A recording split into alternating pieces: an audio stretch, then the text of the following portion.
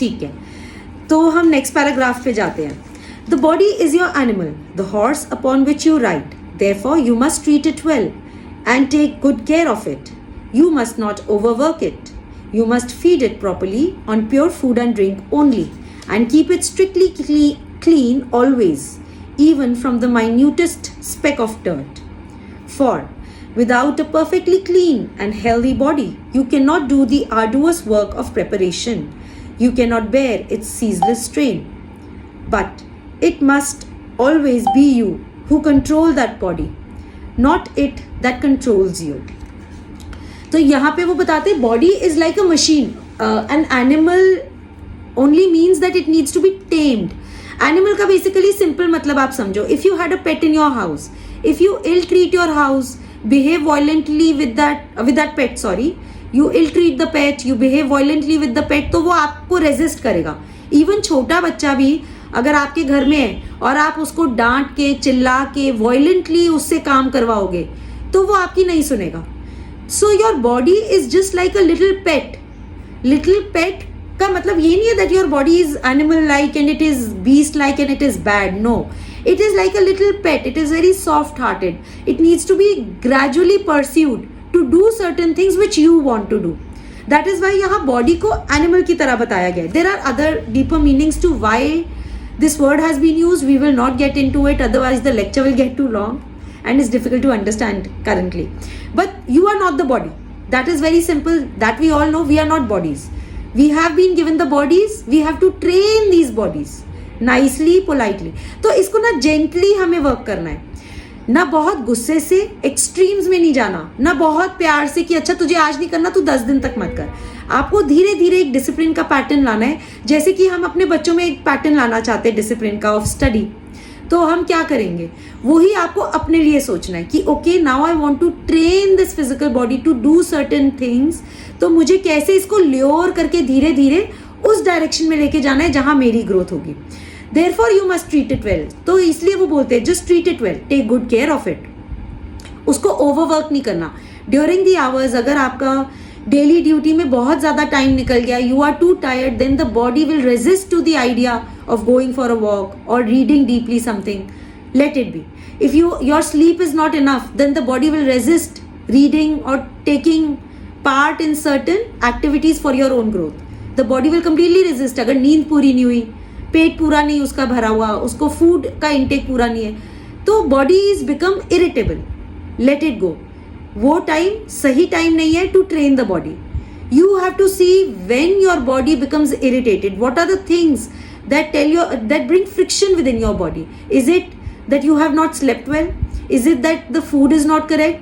Have you overworked it? क्या आज के दिन एक्स्ट्रा काम पड़ गए थे घर के या ऑफिस के, जिसकी वजह से you feel too tired and lethargic to do your other activities?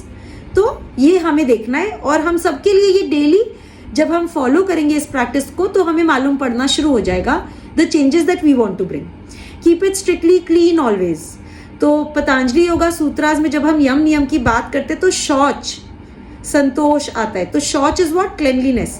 Physical body की क्लेनलीनेस बहुत इंपॉर्टेंट होती है. ये साधक के पॉइंट ऑफ व्यू से तो बहुत ही इंपॉर्टेंट हो जाती है. जब हम इनिशियल स्टेजेस पे होते हैं, अगर बॉडी की हैबिट्स में क्लेनलीनेस आती है, फिजिकल बॉडी की क्लेनलीनेस आती है, तो हमारे आसपास की वाइब्रेशनल एनर्जी अच्छी एंड क्लीन रहती है. Meaning the people you are going to come and interact with will also vibrate on a certain level. So that is why जब हम attract कर रहे हैं अपनी तरफ तो physical, mental and emotional cleanliness या purity बहुत important होती है. अब साधक के लिए या people who are reaching higher path, उनके लिए क्या होता है, जैसे let's suppose you've taken up a certain practice और आपके channels खुल रहे हैं. फिजिकल बॉडी के ना चैनल्स होते हैं जो इनर हमारी जो बॉडीज हैं उससे कनेक्टेड होते हैं, ये हमें सिखाया जाता है. तो जब ये चैनल्स खुलने लगते हैं तो जो हायर फोर्सेस ऑफ हीलिंग होती हैं, हायर फोर्सेस ऑफ पावर होती है, प्योरिफाइड फोर्सेस होती है जो ऑलरेडी एनवायरनमेंट में है, वो नेचुरल फोर्सेस आपकी बॉडी के थ्रू फ्लो कर रही होती है. सो मच सो दैट कई बार आप कुछ बातें बोलते हो, जैसे आपने अपने बच्चे को बोला oh you will get okay, don't worry, you will be better, you will be fine. You are sending a healing thought, a healing vibration to your child. So if the cleanliness is there तो blockage of flow नहीं हो रहा होता. तो physical body की health and cleanliness is very important, ताकि जो आपके चैनल्स है वो खुले रहे, पोर्स खुले रहे। पहले तो आप ही को डिजीजेस नहीं आएंगे, और अगर सारे चैनल्स खुले होंगे तो अगर आपको हीलिंग प्रैक्टिसेस अगर आप कर रहे हो, कोई ब्यूटीफुल एनर्जीज आप किसी को भेज रहे हो, इवन अ हेल्दी थॉट कि you should get better, you are thinking of a person who is in the hospital, you are thinking कि वो ही शुड गेट बेटर, तो वो जो प्योरिफाइड एनर्जी है body mind and physical body के through वो flow कर रही होती है। तो ये जो इंटर कम्युनिकेशन होता है ये आपके घर के एनवायरनमेंट को प्योरीफाई करता है। सो राइट एंड रॉन्ग जो हम ये सुन रहे हैं, ये राइट एंड रॉन्ग जो है हमारी लाइफ को भी डायरेक्शन दे रहा है, it is also giving direction in others life because it is impacting others also. जब हमारी हैबिट्स चेंज होंगी, हमारे घर का वातावरण, environment will completely change over a period of time. ठीक है ना? इसीलिए physical health is also and physical cleanliness is important.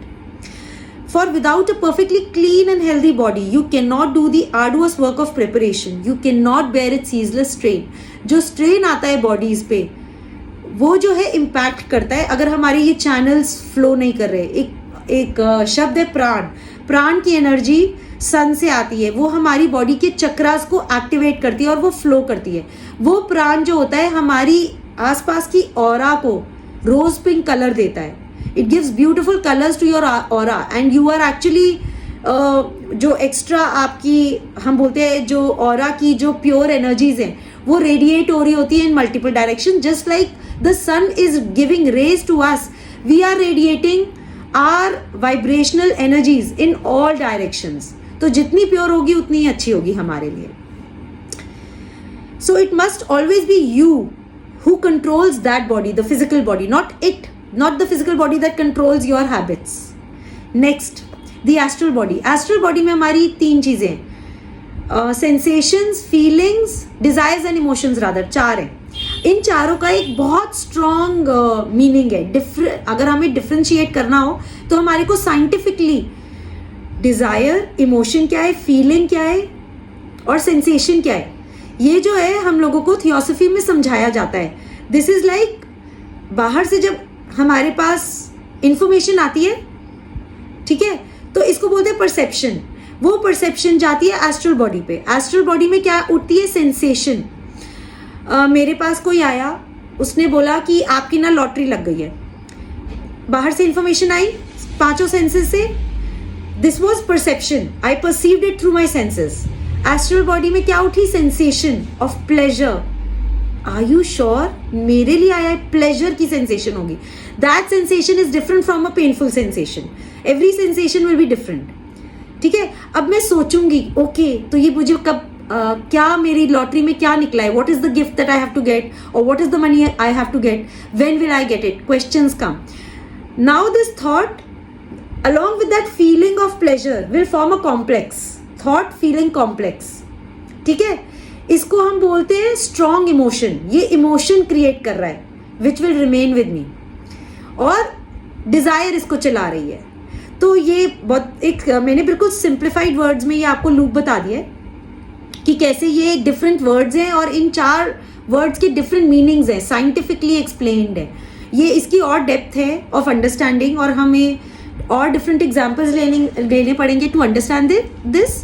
But अभी इस बुक के लिए मैंने इसलिए बताया क्योंकि I will be using these words, sensation, feeling, these words will come up when you read theosophical literature. Every time these words will pop up: sensations, feelings, emotions, desires. So everything is connected with astral body. That is the broad crux, the broader picture में अगर हम लेना चाहें तो हम आराम से इसको समझ सकते हैं while reading other theosophical literature. Astral body has its desires, dozens of them. अब जो हमारी एस्ट्रल बॉडी है इसमें बहुत सारी डिजायर्स है जो हम कंप्लीशन पे लाना चाहते हैं, जो हमने सोच रखा है अपने लिए, अपने बच्चों के लिए, अपने घर के लिए, घर के एनवायरनमेंट के लिए, हमारे घूमने के लिए, ट्रैवल के लिए, हमारी प्रोफेशनल ग्रोथ के लिए, हमारे एम्बिशंस हैं। Lot of these desires are there. इसके अलावा वो कहते हैं कौन से इमोशंस इसके अंदर है। It wants you to be angry, to say sharp words, to feel jealous, to be greedy for money, to envy other people their possessions, to yield yourself to depression. All these things it wants and many more, not because it wishes to harm you, but because it likes violent vibrations. Okay, in sentences में से थोड़ा सा हटके मैं इसकी in depth study बताती हूँ. हमारे जो इमोशंस हैं, हम सबके अंदर कोर्स इमोशंस होते हैं. Jealousy, anger, greed, envy, depression, ये कॉमन इमोशन है और ये कोर्स इमोशंस है. सो इमोशंस का एक स्पेक्ट्रम है, from coarse emotions to finer emotions. Coarse emotions हम सबके होते हैं और हमारी जो प्रोसेस ऑफ ग्रोथ हमें चाहिए, उसके लिए हमारे को टुवर्ड्स फाइनर इमोशंस मूव करना है. What are finer emotions? Finer emotions are love, sharing, compassion, sympathy, empathy, happiness, right? Warmth, softness in our language, right? तो ये सारे softer emotions हैं.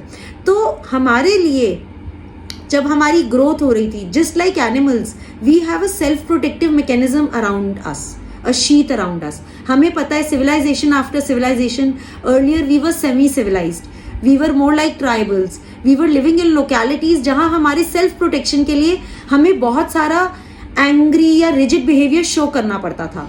इनफैक्ट साइंस तो ये प्रूव करती है कि जो हमारा सिंपैथेटिक ड्राइव है, उसके अंदर सारे ये कोर्स इमोशंस है. सिंपैथेटिक ड्राइव इज, जैसे ही मैं लायन को देखूंगी तो मैं भागना, मेरी हार्ट बीट शुरू हो जाएगी फास्टर और मैं भागना शुरू करूंगी to run away from the situation, to protect my self.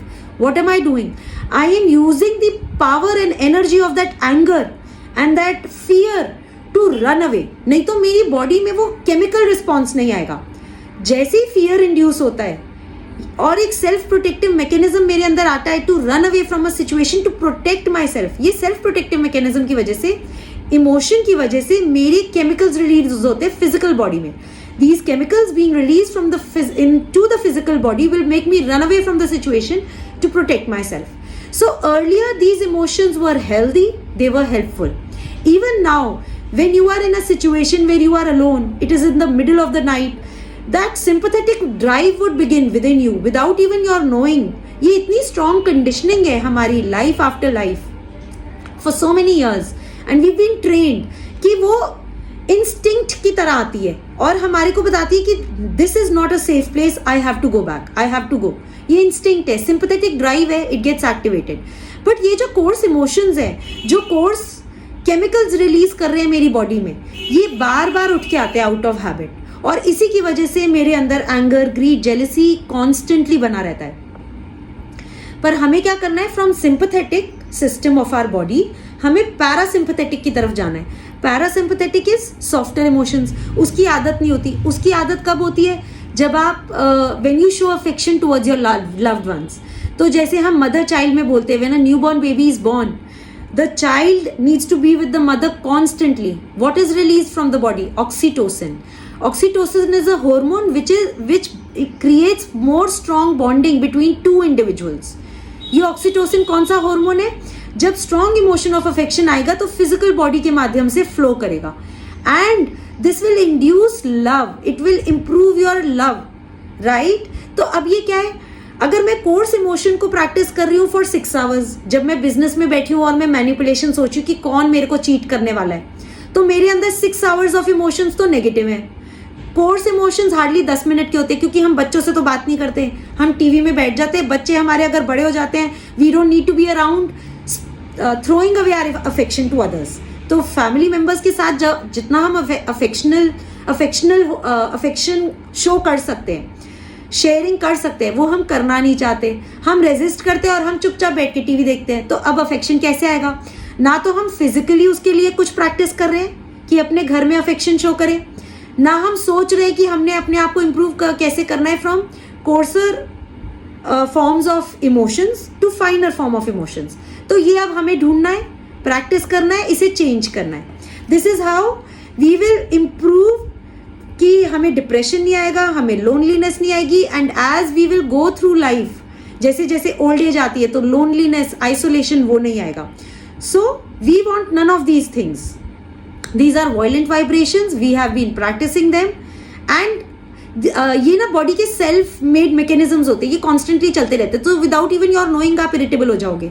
Without even your knowing somebody will ask you a question and you will reply by being angry. Your response will not be a healthy response. तो इसे हमें change करना है. But you want none of these things, and therefore you must discriminate between your wants and your bodies. Next, your mental body. अब हम इस पे आते हैं. Your mental body wishes to think itself proudly separate, to think much of itself and little of others. Even when you have turned it away from worldly things, it tries to calculate for self, to make you think of your own progress instead of thinking of Master's work and of helping others. When you meditate, it will try to make you think of many different things which it wants instead of the one thing which you want. You are not this mind, but it is yours to use. So here again, discrimination is necessary.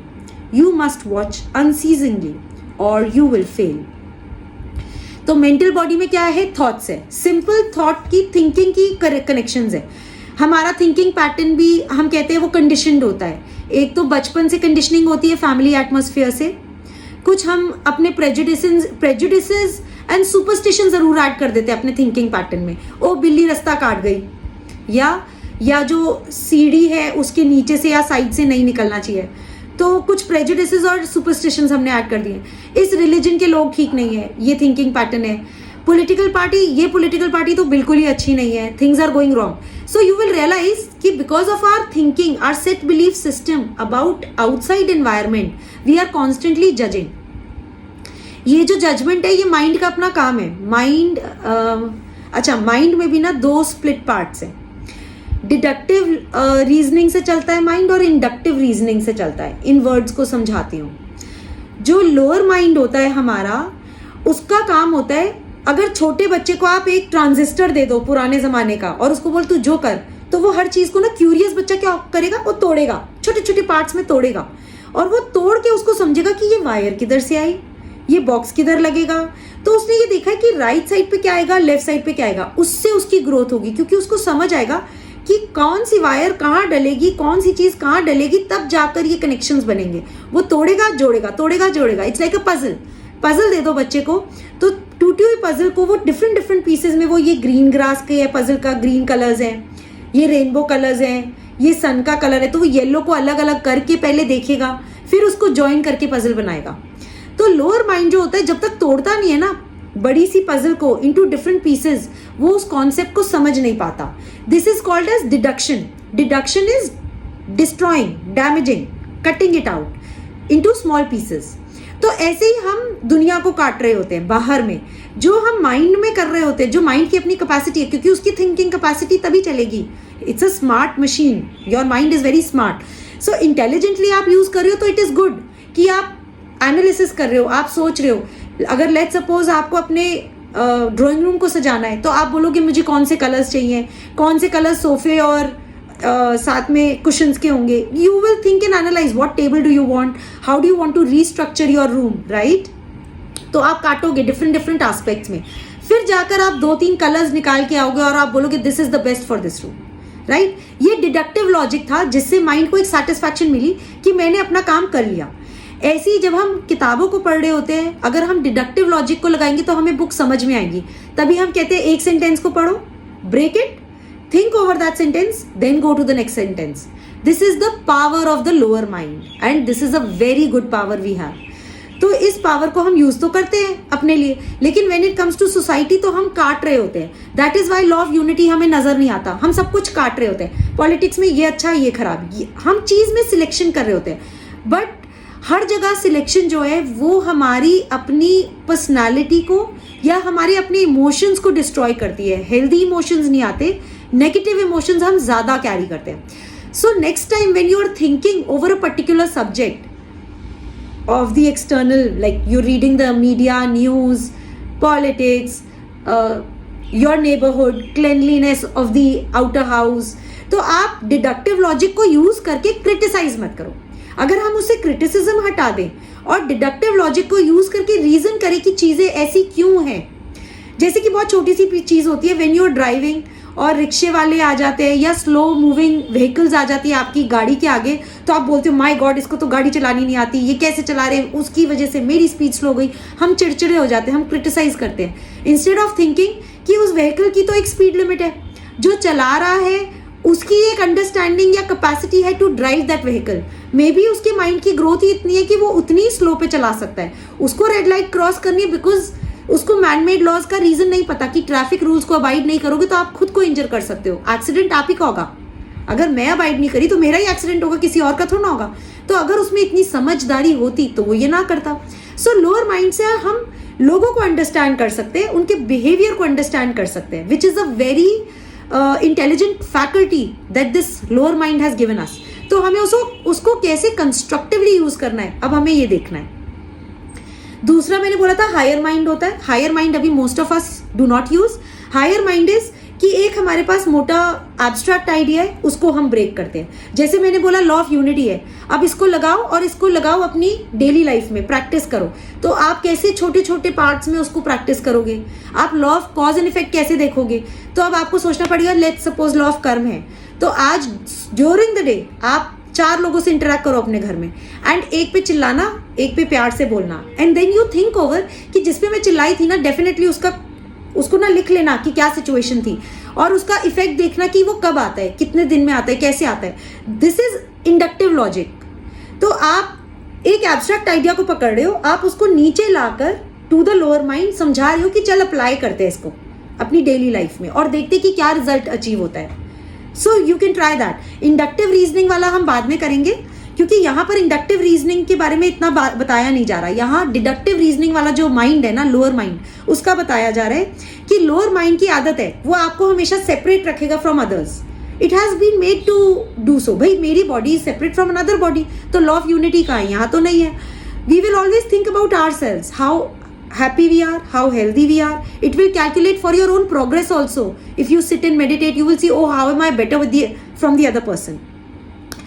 So you have to see what you want for your growth. You have to use your lower mind ki intelligence, because that intelligence is important. You have to apply reason and common sense in every YouTube video you see, so that you know that the truths that come out to you are penetrating you correctly, because you are using your lower mind ki analysis to even जज a video कि भाई ये video मेरे लिए सही है कि नहीं है, बिकॉज मार्केट में बहुत सारे वीडियोस फ्लोट करते हैं। Which is the right one for you, what is the principle you need to follow in your life. तो आप अप्लाई तब करते हो जब आप मल्टीपल वीडियोस देखते हो, फिर आप कहते हो हाँ ये चीज सही है, this I can apply in my life. So use reason and common sense even before you pick up words of other people, including mind. So theosophical literature को भी हम बोलते हैं कि कॉमन सेंस और रीजनिंग के साथ पढ़ो। If you like it apply it, otherwise discard it for now, कोई बात नहीं। May be it will help you later, may be it will not, doesn't matter. अभी जो मेरी ग्रोथ के लिए जहां मैं खड़ा हूं, जो मेरे लिए इंपॉर्टेंट है, मुझे उसको अप्लाई करना है बस। दूसरे क्या अप्लाई करना है, उनसे मैं हेल्प ले सकता हूं, बट मैं फॉलो नहीं कर सकता। So when you meditate, it will try to tell you of different things that it wants. So here again, discrimination is necessary.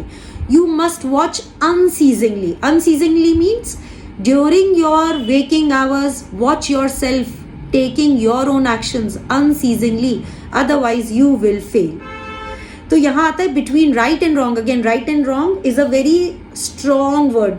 Pure right and pure wrong सिर्फ 3 ही चीज़ों पे बेस्ड होना चाहिए कि मैं नॉन वायलेंस, नॉन स्टीलिंग को practice कर रही हूँ और ट्रूथफुलनेस को अप्लाई करने की कोशिश कर रही हूँ अपनी लाइफ में, तो राइट एंड रॉन्ग को मैं इजीली चूज कर पाऊंगी। Between right and wrong, occultism knows no compromise, there is no compromise. Now that I have answered back violently, then it will come back to me. खत्म, ये straight right and wrong है. That is why there is no compromises. We can only do कि अब ये action तो हो गया, अब ये गलती तो हो गई.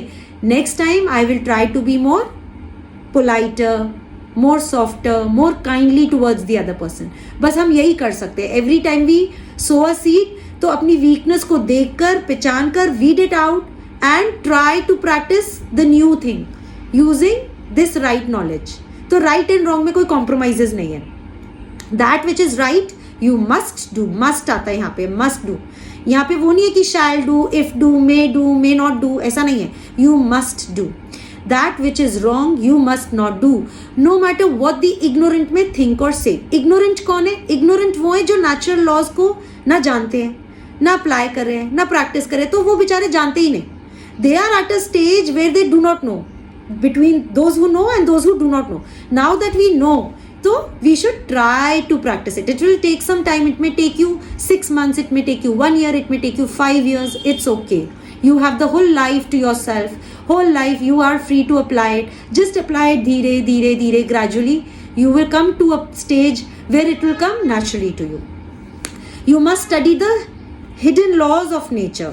तो ये वही है, लॉज ऑफ नेचर को स्टडी करो and then when you know them arrange your life according to them using always reason and common sense. ठीक है ना. फिर आता है you must discriminate between important and unimportant. अब जब राइट एंड रॉन्ग को चूज कर लिया तो देखो इस बुक में ना हर चीज बिल्कुल सही जगह पे है जहां पे होनी चाहिए. पहले राइट एंड रॉन्ग आता है, इंपॉर्टेंट अनइम्पॉर्टेंट उसके नीचे आ रहा है. इंपॉर्टेंट पहले नहीं आया, राइट एंड रॉन्ग पहले आया, इंपॉर्टेंट अनइम्पॉर्टेंट आया, फिर यूजफुल यूजलेस आया. So there is a hierarchy of words also. ये हायरार्की इसलिए क्योंकि जब मैंने राइट एंड रॉन्ग को पकड़ लिया है तो आप देखोगे कि ड्यूरिंग द डे जब मैं राइट एंड रॉन्ग के लिए लेट्स सपोज एक छोटे सा मैंने एक टाइम फ्रेम बनाया कि इस दिन में ये करूंगा, ऐसे ऐसे मैं वीकडेज में करूंगा, ऐसे ऐसे मैं वीकेंड करूंगा. अब उसमें आ जाता है इंपॉर्टेंट एंड अनइम्पॉर्टेंट सिचुएशंस आएंगी लाइफ में. There may be some good situations and bad situations where your presence is very essential amongst cousins, amongst friends, amongst society in which you live. तो आपको ना उस राइट एंड रॉन्ग के को तो पकड़ के रखना है, non violence, non stealing, truthfulness को तो अप्लाई करना है, मगर उस सिचुएशन में घुस नहीं जाना कि मेरा स्टडी टाइम था, I am not going anywhere. यहाँ पे इंपॉर्टेंट क्या है कि इस टाइम पे ये काम ज्यादा जरूरी है. ओके, मेरी स्टडी या मेडिटेशन का टाइम मूव हो रहा है, कोई बात नहीं, I will give this a little push back. I will do the study or meditation later. I'll find again time for myself and do what was left out. तो जो left out चीजें important और unimportant ये हमें पता होना चाहिए. You must discriminate between important and unimportant. Firm as a rock where right and wrong are concerned. वो नहीं हिलना चाहिए आपका right and wrong. Yield always to others. अब जब others चाहते हैं, अब दूसरे चाहते हैं, आपने फिजिकल हेल्थ के लिए बोला पूरे साल कि भाई मैंने मीठा नहीं खाना, आइसक्रीम्स नहीं खानी, but you are at a stage of life जहां आपकी ओबेसिटी नहीं है, आपकी health is okay, you are trying to form a new discipline कि मैंने मीठा नहीं खाना, मुझे ना वेट रिड्यूस करना है. तो अब आ जाता है कि आप चले गए किसी के शादी में या कहीं पर एंड अदर्स इंसिस्ट कि नहीं आप थोड़ा सा तो खाओ, प्रसाद का तो खा लो. तो you can yield to others in things which do not matter. You can yield, right? Once in a while it's okay. हमने यही कहा, once in a while it's okay, but you have to see that you don't get lured also and you are strong enough to understand हाँ और ना के लिए भी, because there are certain places you may say no as well. For you must always be gentle and kindly, reasonable and accommodating for others. You must be gentle, kindly, reasonable, accommodating for others, leaving to others the same full liberty which you need for yourself. तो again यहाँ पे यही आता है कि what you know as right and wrong, important unimportant is not for others. If others are obese and they still want to have ice cream, you cannot force them not to have them unless and until it is your duty to tell them. Duty हमारी family members के लिए होती है, हम बाहर वालों को push नहीं कर सकते. So give them the liberty that you want. जैसे आप नहीं चाहते कि आपका नेबर आके आपके घर में बताए कि पानी कितने बजे भरेगा, रोटी कैसे बनेगी, राइट? घर के काम कितने बजे से कितने बजे होंगे. You give them the liberty, your house you manage. Similarly, give to the others the same full liberty which you need for yourself. So every time you put in a force, your own forces of action into somebody else's life, think that would you like it if the other person would put it on you. If you think that you are okay with others also telling you the right thing, then you can put in your forces. Otherwise, now you have to choose. Open your eyes and see. Yeah.